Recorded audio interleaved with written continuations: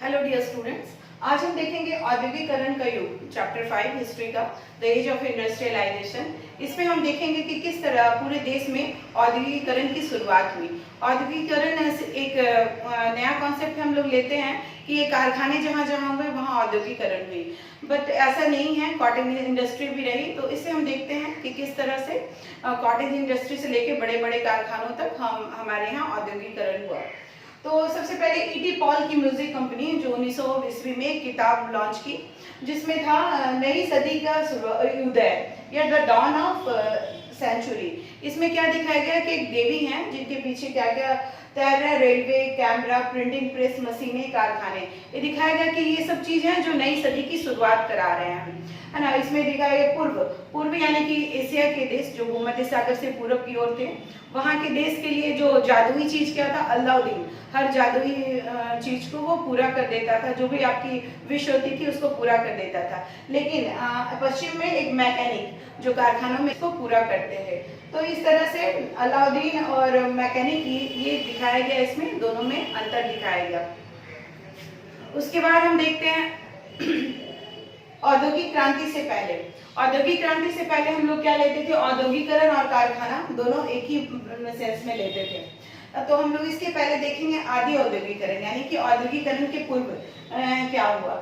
इसमें क्या था, 17वीं से 18वीं सदी में यूरोप के जो सौदागर होते थे वो गांव की ओर रुख करने लगे, क्योंकि जो ये गिल्ड्स होते थे, जो उत्पादकों के संगठन होते थे, वो शहरों में बहुत ज्यादा शक्तिशाली थे।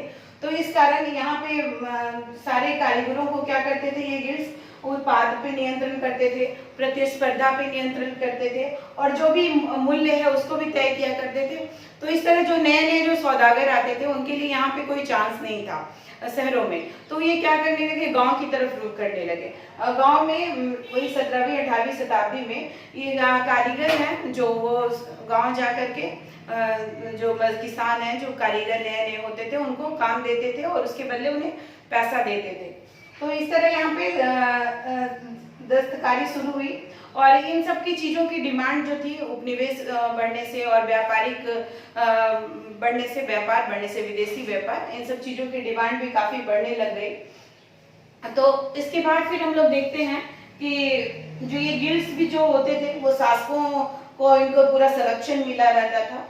तो छोटे किसान जो कॉटेजर होते थे उनको बहुत ज्यादा आमदनी नहीं होती थी, क्योंकि अब आप 9th क्लास में भी पढ़ चुके होंगे कि किस तरह से अब शहर या फिर खेत कम होते जा रहे थे, लोग छोटे छोटे किसानों में बढ़ गए थे।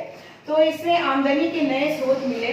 तो इसमें जो कॉटेजर्स थे उनको काफी फायदा नजर आने लगा कि क्योंकि उनको घर में ही बैठ के काम मिल जा रहा था। तो इस कारण वे लोग बहुत खुश थे, क्योंकि वो खाली टाइम में काम कर लेते थे और बाकी समय फिर अपने खेतों में काम करते थे। तो उसके बाद एक स्टेपलर्स और फूलर्स आए। स्टेपलर्स होते हैं जो तरह तरह के जो सूत होते हैं उनको अलग अलग भागों में बांट लेते हैं और इकट्ठा करते थे एक जगह। फूलर्स होते थे, वो काटने के लिए कपड़े तैयार करते थे। ये सब काम होने के बाद लंदन में उसको फिनिशिंग के लिए ले जाया जाता था। फिनिशिंग करके फिर कपड़ों की रंगाई वगैरह होके उसको निर्यात किया जाता था विभिन्न देशों में। तो एक सौदागर 20-25 लोगों को काम देते थे। इस तरह एक सौदागर के अंदर मतलब 100 लोग से ज्यादा लोग रहते थे। तो इस तरह ये प्रोटो औद्योगिकरण था, यानी कि औद्योगिकरण के पहले की शुरुआत थी। और उसके बाद फिर कारखानों का जब उदय हुआ, कारखानों का उदय होने के बाद एक जगह पे लोगों को काम मिलने लग गया। लोग एक जगह जमा होकर के लोगों को नियंत्रण करना भी आसान हो गया। तो इंग्लैंड में 1730 ईस्वी में पहला कारखाना खुला। जो पहला कारखाना था वो किसका था, कपास का था।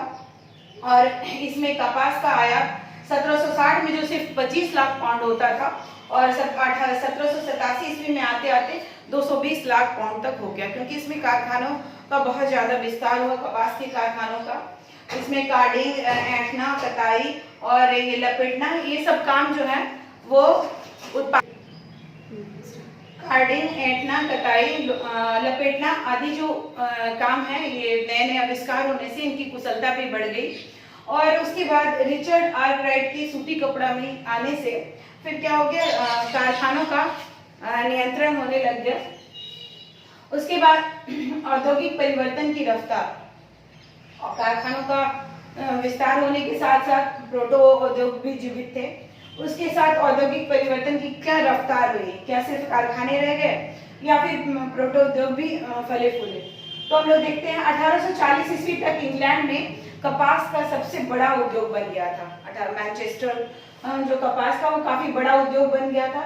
और 1840 से 60 के दशक में रेलवे का भी विस्तार हुआ, तो इस कारण लोहा इस्पात उद्योग की भी बहुत मांग बढ़ी।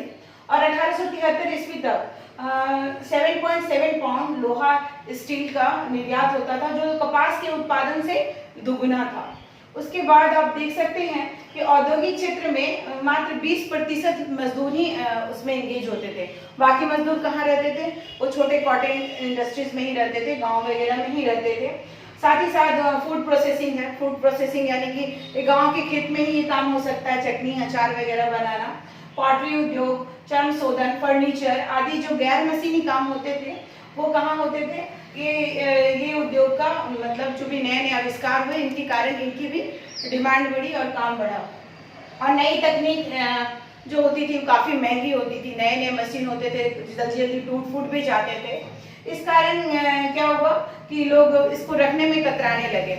अगर बड़ा काम होता था तभी मशीनों को लगाया जाता था, अदरवाइज जो मौसमी काम होते थे, जैसे क्रिसमस के समय लोगों को बहुत काम मिलता था, जाड़े के समय बुक बाइंडिंग और तरह तरह के जहाजों को साफ करना, बहुत सारे काम, तो उस समय जो काम होते थे तो मजदूरों को ही लगा दिया जाता था। उसके बाद जेम्स वाट के भाप इंजन का इसका उदाहरण हम देख सकते हैं, जिसने ये न्यू कॉमेन से इसको लेकर के पेटेंट करा लिया था जेम्स वाट ने।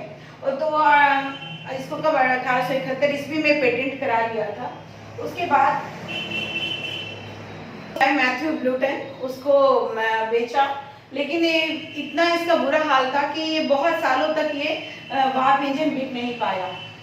19वीं सदी में इंग्लैंड में 321 भाप के इंजन थे, जिसमें लगभग 80 जो थे वो सूती वस्त्र उद्योग में लगे थे, 9 जो थे ऊनी वस्त्र उद्योग में लगे थे, और बाकी कहाँ थे? नहरों, खदानों वगैरह या फिर लोहा इस्पात उद्योग वगैरह में लगे हुए थे।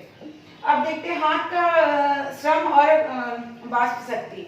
अब विक्टोरिया कालीन जो समय ब्रिटेन था उसमें मजदूरों की कोई कमी नहीं थी, बहुत सारे मानव श्रम मिल जाते थे।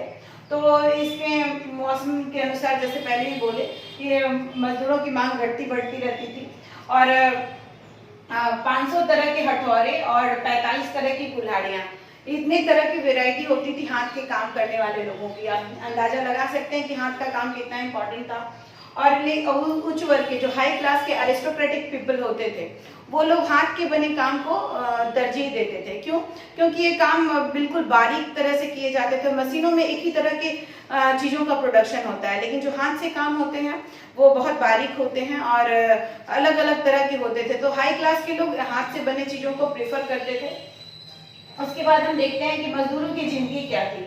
शहरों में नौकरियां बढ़ने लग गई, तो क्या हुए? गांव से लोग शहरों की तरफ पलायन करने लग गए, आने लग गए। लेकिन नौकरी भी अधिकतर किनको मिलती थी? जो दोस्त हैं, रिश्तेदार हैं, जान पहचान वाले लोग हैं, उन्हीं को, चलो कंपनी के मालिक भी उसको ही रख लेते थे। इससे बेरोजगार लोगों को रैन बसेरों में जो होता थे, नाइट शेल्टर है, उसमें इंतजार करना पड़ता था। उसके बाद 1830 के दशक में आर्थिक मंदी में 35 से 75% बेरोजगारी पाई जा रही थी। उसके बाद आप देख सकते हैं कि स्पिनिंग जेनी, जो सूत काटने की मशीन है, महिलाओं द्वारा ही अधिकतर सूत काटने का काम कर लिया जाता था। जब स्पिनिंग जेनी आई तो महिलाओं ने इसका घोर विरोध किया।